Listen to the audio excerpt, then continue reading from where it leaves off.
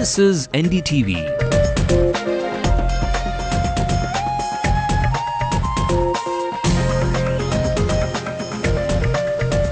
And you're watching NDTV Hindu.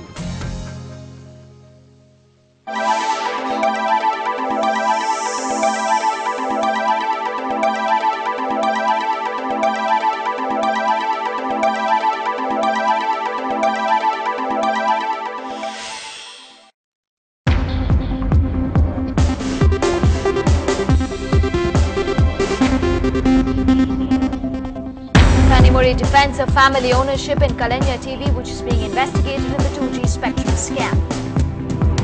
So there's an inquiry, and I'm telling you that we will come clean out of it. So let us wait for the case. I mean, we haven't done anything wrong. Dr. Tekal files his nomination for the Madurai constituency. Will he be free to campaign or be forced to go back to investigation? After Dravidian parties unleashed a deluge of freebies, the BJP sets a different tone, says the major promise is a corruption-free government. Because I'm a doctor as well as a politician, 24 hours free clinic along with the 24 hours non-stop MLA office.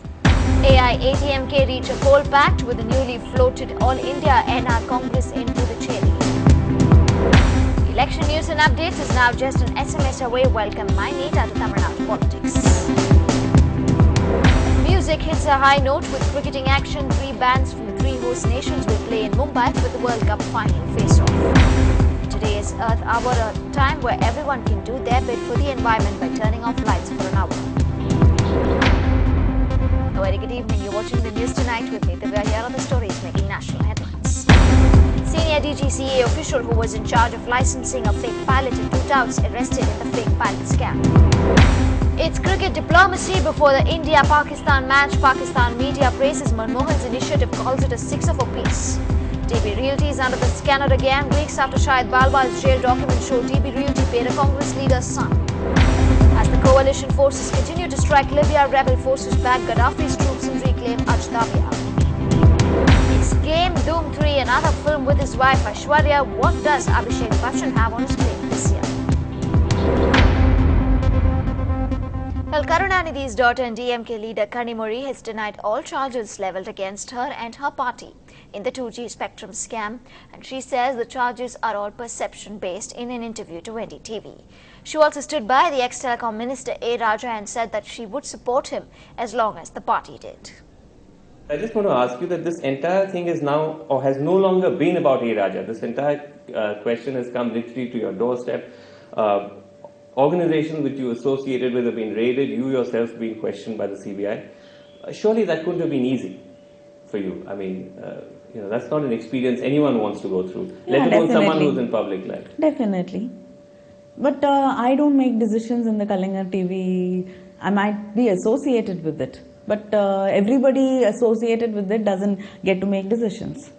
So even though you are someone who's a 20% stakeholder in NDTV, you have not privy at all to any decision making. You don't go to the offices. I mean, I'm not a director. I hardly go to the office, and I'm not interested in what really happens over here, or nor do I interfere in what goes on in NDTV. Apart from that, I'd like to say it is an inquiry. Right. So let us wait. We are saying this is a business house. The NDTV is an institution which is run, as a business.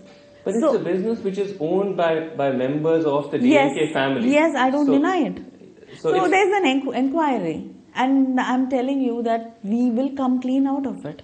So let us wait for the case. I mean, we haven't done anything wrong. So are you saying that this entire money which was transferred, the 214 crores from yes, it was, which was transferred no, to we borrowed it. Idea? I'd like to correct you here. Yeah. I think we borrowed it from Cineyug, a company called Cineyug. That's right. So that is who we have borrowed it from, and we have returned it with interest. So it is borrowing money and returning it, and that is it. And after DB Realty's promoter Shahid Balba was arrested in connection with the 2G spectrum scam, another scandal has hit the telecom and real estate company. According to documents available with an RTI activist, DB Realty paid 4 crore rupees to Mumbai Regional Congress Committee Chief Kripa Shankar Singh's son, Narendra Mohan Singh. The company paid these in the 3 installments in 2009. The details have come to light after a PIL was filed on the 18th of March in the Bombay High Court by RTI activist Sanjay Tiwari. The court has now directed the Enforcement Directorate, the Income Tax Department and the Anti-Corruption Bureau to conduct an inquiry against Kripa Shankar Singh and submit a report by the end of this month. Moving on, it's the curious case of Dr. Dekal. His life, after all, has taken a few twists and turns after he performed the autopsy on Sadiq Pasha, and ever since, his resignation and ambition to contest in politics has thrown open a lot of debate. Dr. Dekal filed his nomination this noon at the Punneri Taluk office. Remember, today was the last day to file nominations for the Tamil Nadu Assembly elections. Dr. Dekal told NDTV-Hindu that he put in his papers on the 3rd of March and took up a high-profile case like Basha's only because the forensic department was short of manpower. Last week, a two-member committee formed by the state government rejected Dr. Dekal's offer to resign on 2 grounds, but Dr. Dekal replied to the rejection letter saying he will not report to work anymore and only wants to contest the elections. And Dr. Dekal spoke exclusively to NDTV-Hindu on why he chose Madurai Royal as his constituency and his strategy for his campaign.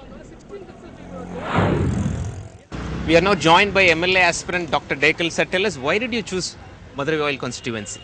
Sir, Madurai Royal is close to my residence where I am residing in Anna Nagar West Extension, and I got plenty of friends and relative circle. So no, it will be easy for me to work here.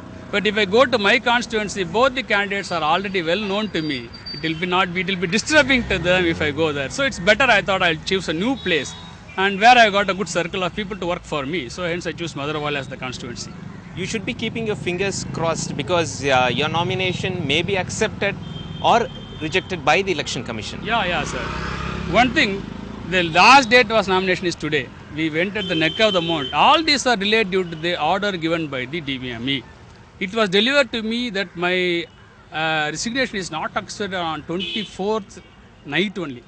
Then 24th night I wrote a letter that I can resign my job anytime as my tenure one. So from today I am resigning my job. I will not attend duty from tomorrow onwards. So as of today I am not a government servant. Now it is left to the Election Commission to decide whether to accept it or not. To emerge as a winning candidate, by this time you should have already worked out your campaigning strategy to raise above the freebies being promised by the Dravidian heavyweights in Tamil Nadu. Yeah, sir. See, as an independent candidate, I cannot give more promises. One thing I can tell is I will be a candidate of yours. Anytime you can meet me for your regards, and I will be fully in public work if I win in the candidate. And finally, what is the status of Sadiq Basha's post-mortem report, sir? So it's in the process. It will be soon delivered after all the results come. And moving on to some political news in the state, well, the BJP today set a different tone in its election manifesto for Tamil Nadu. If it was freebies galore in the manifesto of the Dravidian parties, the BJP says the only freebie they promise is a cut-up-free government. The party's poll pledge promises to resolve the row over the Mullai Periyar Dam and water accessible to all in Tamil Nadu, and the shortage of electricity will be resolved, and funds given to minority institutions will be instead given to poor Hindu school students. The BJP too has echoed Tamil sentiments, saying they will make Tamil compulsory for students from class 1 to 5 and say protection of fishermen will be top priority. But the party has not got themselves trained to the freebies like they say. The BJP has promised one free cow for all BPL families in the state. And the BJP state president says people are getting addicted to freebies and they promise a transparent government. The BJP has just released its manifesto for the Tamil Nadu elections of 2011, and we are joined by Mr. Pon Radhakrishnan, the state BJP president. Sir, this time the BJP has not really had much of a presence in Tamil Nadu politics, though even when it was in power at the centre. How do you think it's going to change this time, sir? Definitely you are going to see the change this time. We hope that we will enter the assembly with the double-digit number. So, both the parties, AIADMK and the DMK Alliance, have promised huge freebies, but your manifesto did not really have them. Freebies are given and they are promised to give. That is not in a good intention. Only for voting, for what they are announced all these things. BJP is not believe in these freebies. We are very much concerned about the development of the families and individual persons of the Tamil. So we are concentrating on that side only. Well, the BJP is very confident that its development mantra will definitely work with the people of Tamil Nadu this year. And now that almost all the major parties have come out with their poll pledges, NDTV Hindu decided to go to candidates who are contesting for the assembly polls to find out what changes they would bring in if they win the elections.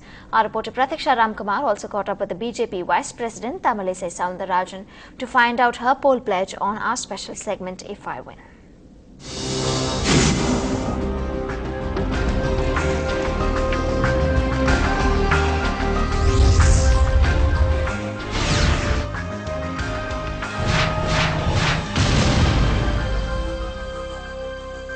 We're now joined by Ms. Tamilisai, the BJP candidate for the Velachery constituency this year. Ma'am, if you win this year, what will you do for your constituency? Actually, I'll make it as a model constituency because it's a newborn constituency. A newborn baby can be grown according to the wish of the mother. So I want to grow that constituency according to my wish, developed constituency. It is an area of recent development, and it is a link between the Kanjipuram district and the Chennai district, and it is the finalmost point of the southern Chennai. So I want to develop this as a model constituency. It is filled with middle class people, upper class people and IT people. So I want to make this as a probably a mini Gujarat, probably a mini Karnataka where BJP rules, and I want to make it really developed a model constituency. Particularly because I am a doctor, there is no, to this stretch, from Stanley to that stretch, there is no any hospital, government hospital. So my initial plan is asking for a government hospital, as well as I plan, because I am a doctor as well as a politician, 24 hours free clinic along with the 24 hours non-stop MLA office. That's my plan. Another thing, development, there is traffic congestion and water logging is the main problem. So I want to relieve the people from all these problems. I want to be a very friendly legislative assembly person. Well, an independent candidate, Jayanti's husband, was stabbed today outside the Viluppuram collector's office. Murthy was attacked while his wife was about to file her nomination. She's contesting from the Rishivandyam constituency and was attacked by unknown people. He was immediately taken to the government hospital. The incident reportedly happened right in front of a few policemen. One person has been arrested in this case. Later, his wife did manage somehow to file her nomination before the closing time. Meanwhile, DMDK's chief Vijaykanth has gone into Kolattur to campaign for his AIADMK counterpart, Saidai Duraisamy. The known face in political circles has been fielded against the chief minister's son, Deputy Chief Minister M.K. Stalin. Stalin is advised by his party leaders will be contesting in this newly formed Kolattur constituency as against Thousand Lights, from where he was returned 4 times. The ruling DMK and opposition AIADMK will lock horns directly in 84 constituencies for the April 13th assembly elections in the state. And well, within days of announcing candidates for all 30 assembly seats in Polban, Puducherry, the AIADMK today reached a poll pact with the newly floated All India NR Congress, founded by former Puducherry Chief Minister Rangaswamy, allotting a majority of seats to the party. AIADMK Supremo Jayalalitha indicated her party might have to forego some more seats of its share of 13 as talks are still on with allies and DMDK and left parties, and said party cadre who had filed nominations for seats that could be allotted to these parties have to withdraw their papers. Still ahead on the bulletin, want to know who is contesting where. It's now just an SMS away. More details when we come back.